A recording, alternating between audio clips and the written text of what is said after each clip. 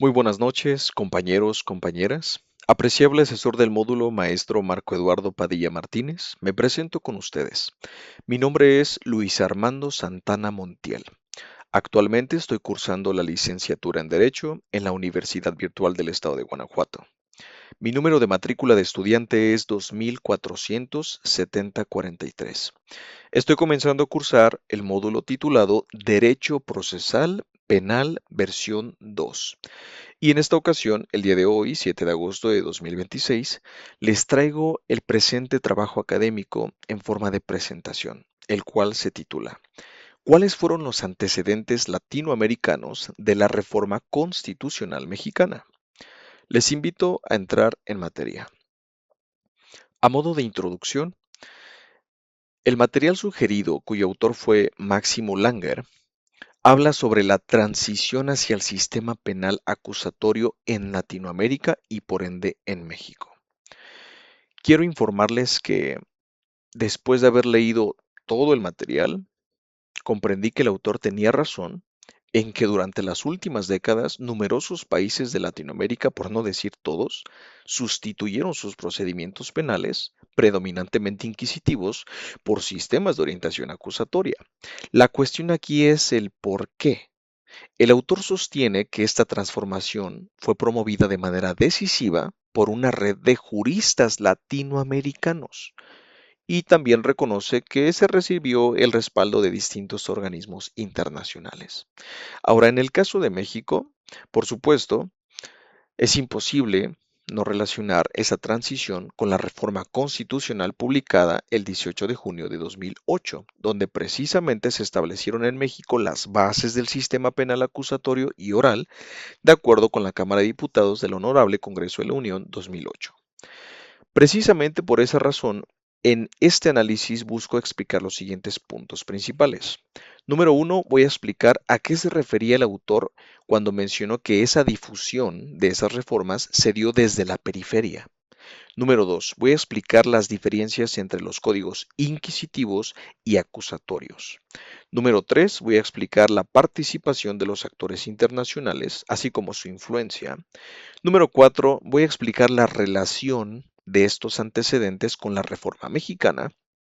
Y por último, pero no menos importante, quiero aclarar que, además de responder las preguntas solicitadas, mi análisis sí incorpora una postura personal y también crítica sobre el origen intelectual de las reformas y la influencia que recibieron del exterior, porque para mí eso es muy importante.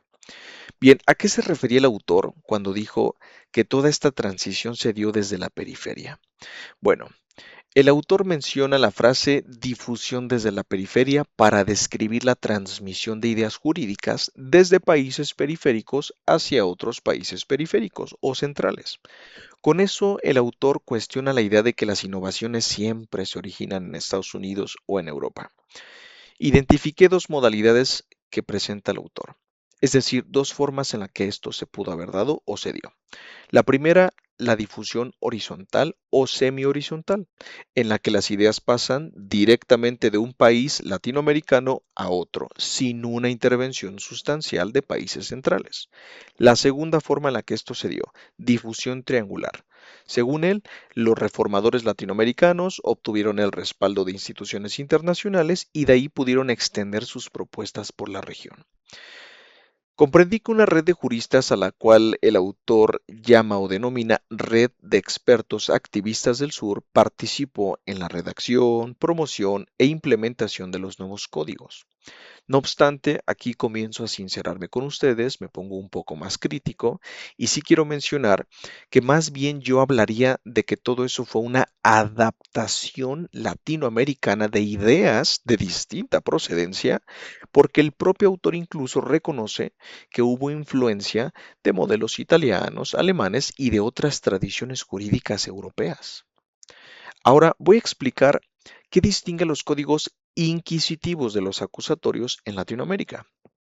Bien, hablando de los códigos inquisitivos, comprendí que se caracterizaban porque en ellos el juez número uno intervenía activamente en la investigación, se concentraban las funciones de investigación y de juzgar en una sola, Predominaban los expedientes escritos y las actuaciones reservadas, como lo pueden ver en la imagen.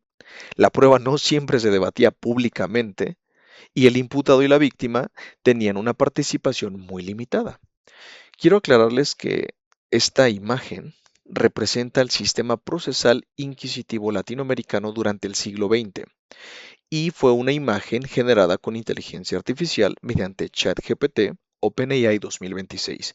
No corresponde a una fotografía histórica ni representa un procedimiento judicial específico. Ahora les voy a explicar qué distingue a los códigos acusatorios en Latinoamérica. Bueno, hablando de los códigos acusatorios, en contraste, identifiqué que en ellos se separan por fin las funciones de investigar, acusar y juzgar, lo cual para mí es lo primordial. Número dos, el Ministerio Público ahora dirige la investigación. El juez ya ahora en este código debe conservar una posición imparcial. Tal como se ve en la imagen, ya predominan las audiencias orales y públicas y las partes pueden debatir y controvertir las pruebas. Entonces esto causa que se fortalezcan los derechos del imputado y de la víctima. De nuevo les aclaro que la presente imagen, figura 2, representa el sistema penal acusatorio y oral latinoamericano posterior a las reformas señaladas por Langer 2007. Y esta fue una imagen generada con inteligencia artificial mediante ChatGPT y no corresponde a una fotografía histórica ni representa un procedimiento judicial específico. Bien, ahora vamos a hablar de la influencia de los actores internacionales. El autor menciona que participaron los siguientes actores internacionales: la USAID y el BID, que financiaron prácticamente técnica y monetariamente toda la capacitación especializada que se necesitó. De acuerdo al autor, las instituciones como el PNUD y la Fundación Conrad apoyaron en la expansión técnica solamente. De manera que Langer sostiene que estos actores fueron expansores y no autores intelectuales originales. Pero yo respetuosamente difiero. ¿Por qué? Bueno, porque desde mi punto de vista, el financiamiento internacional no es completamente neutral, porque puede influir en los proyectos que reciben apoyo y en los que no, y en los modelos jurídicos que adquieren mayor legitimidad. Por esa razón considero que las reformas no fueron totalmente impuestas del exterior, pero tampoco podría decirse, o no estoy convencido de que se podría decir, que fueron productos exclusivamente latinoamericanos en sentido jurídico, claro está. Ahora voy a compartirles mi conclusión y mi postura personal. Hablando sobre la reforma constitucional de 2008 en México, sí puedo decir que fue una etapa clave de una transformación regional, porque se adoptó un sistema oral bajo principios de publicidad, contradicción y continuidad. Ahora bien, con respecto a la naturaleza humana, quiero citar al autor Robert Greene, 2019, porque concuerdo con este autor cuando él menciona que la formación jurídica no es neutra, ya que estamos influenciados por nuestros entornos y por nuestros sesgos de confirmación, lo que para mí exige un análisis crítico constante. Por lo tanto, respeto al autor, es admirable su trabajo y su trayectoria, pero para mí todo requiere un análisis crítico constante con miras a la mejora. Y finalmente, otro punto que sustraje de toda esta evidencia de aprendizaje fue la compleja interacción intelectual tras estas reformas que, al menos en México, sí cambiaron la estructura interna de nuestro sistema procesal penal acusatorio y oral, así como también en la geopolítica, porque quiero mencionarles un punto muy importante que puse aquí.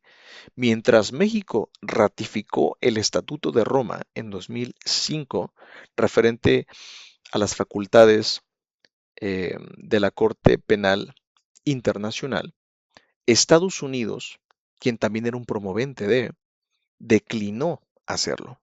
De hecho, el presidente de ese país, a quien cito aquí, Clinton 2000, sugirió a su Congreso no ratificarlo, lo cual para mí representa una múltiple moral.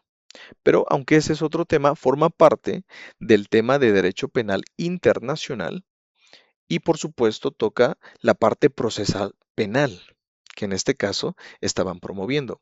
Por lo tanto, en conclusión me quedo con la siguiente frase. La verdadera madurez jurídica no consiste en replicar teorías, sino en discernir la compleja interacción entre modelos globales y nuestra propia soberanía nacional. Anónimo 2026. Finalmente les comparto las referencias bibliográficas. Por el tiempo tengo que pasar las diapositivas un poco más brevemente, pero ustedes le pueden poner pausa. Y aquí están las referencias de las imágenes. Les agradezco mucho por su atención, que pasen una excelente noche.